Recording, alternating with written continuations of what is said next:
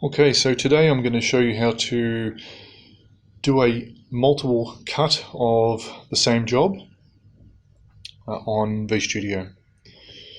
So once we've designed our job on Create, just as simple as clicking, going to Send to Cut,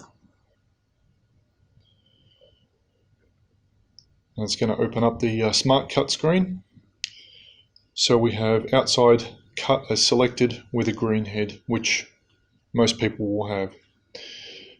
So at the moment it's only going to cut one job, so if we want to get as many as possible out of a sheet, what we do is we come over here to where it says optimization, brings up another dialog box. So the material width, I'm going to say 1000 by 800, press enter. So at the moment it's going to give me 5 openings. We can space them apart by, in the spacing, we can put 10 mil apart, or the number of shapes. So if I only wanted 3, I can type in 3, press enter, and it'll give me 3.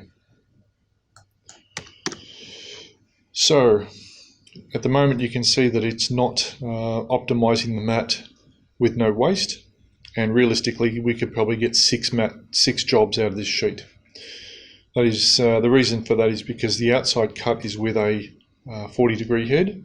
So if I come back to external cut and I change the tool from the 40-degree to a 90-degree EBO head and choose my cutting mode to be L mode, I get 6 openings. So there's no waste here.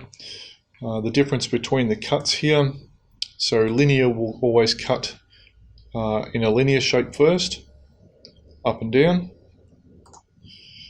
L mode will cut everything in an L shape and finish the job, so it'll keep them out as strong as possible rather than these moving. And the last one is L mode LT, which always cuts away from the clamps in an L shape. I hope this helps.